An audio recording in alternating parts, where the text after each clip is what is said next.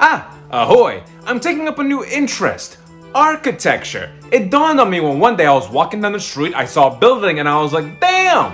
I like this! So I'm all about buildings now, and I'm easing into this new career path by first playing games about buildings. I have two culprits here. I have Project High-Rise Architects Edition, it says it right on the cover, and we have In Rays of the Light, which on its cover has a building. Project High-Rise has lots of buildings spread throughout the world, and In Rays of the Light only seems to have this one building. So let's start small. In Rays of the Light is an indie game made by Sergei Noskov. It released on March 17th, 2021, and I double-checked the date this time. Sorry, Elden Ring fans. It's apparently a remake of a 2012 title called The Light, which I know nothing about because it was a PC exclusive. Whack. But anyway, let's jump right in.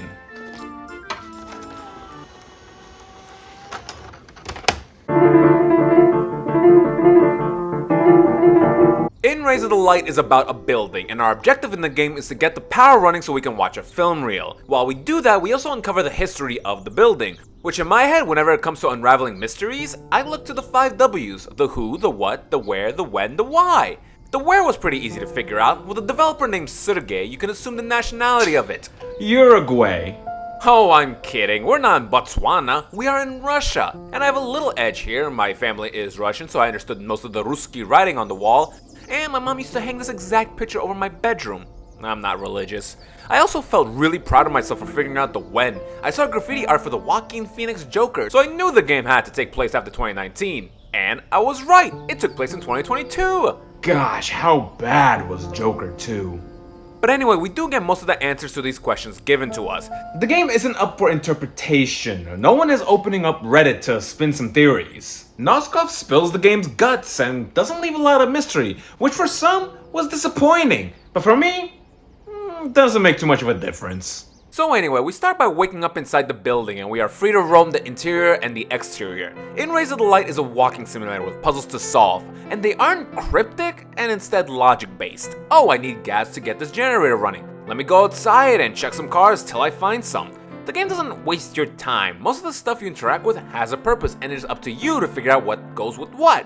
The controls are okay. Our character moves around very stiffly. It's almost like he's wearing weighted clothing. The visuals vary. Outside the building, I'd say the game looks gorgeous. Anytime you're indoors, however, the game looks dated by 15 years. The props all look like they're from Team Fortress 2.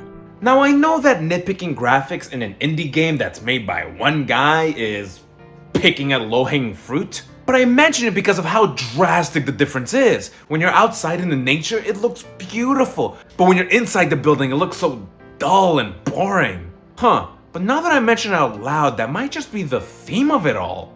But something the game does exceptionally well is its atmosphere along with its sound design. Most notably when the game had you run to a bomb shelter underneath the building and the game kinda goes survival horror-y. The sound effects, the music, it had me in constant fear that something was gonna pull up and kill me.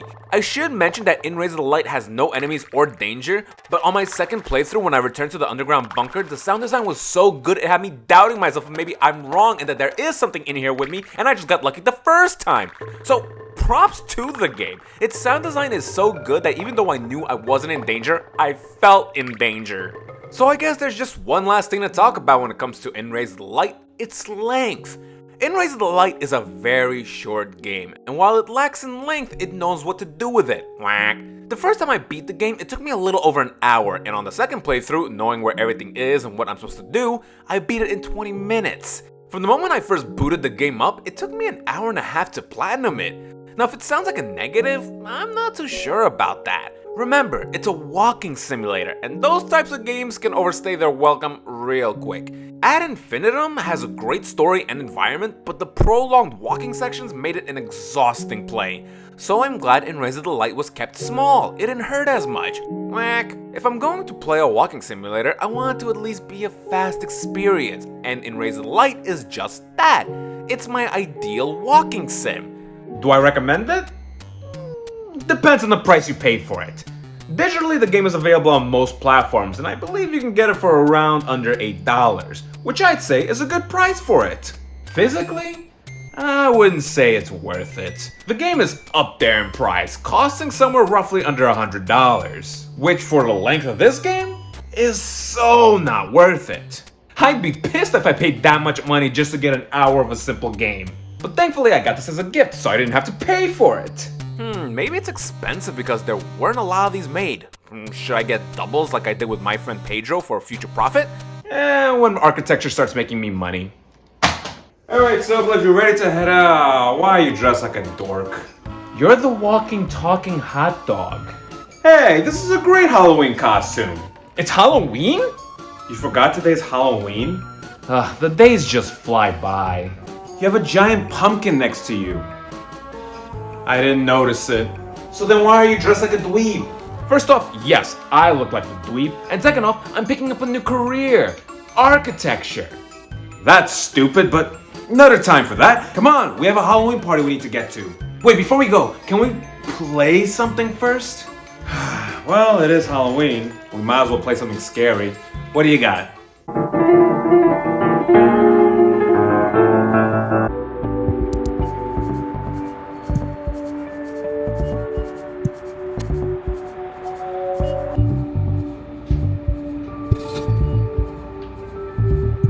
This is the worst Halloween ever.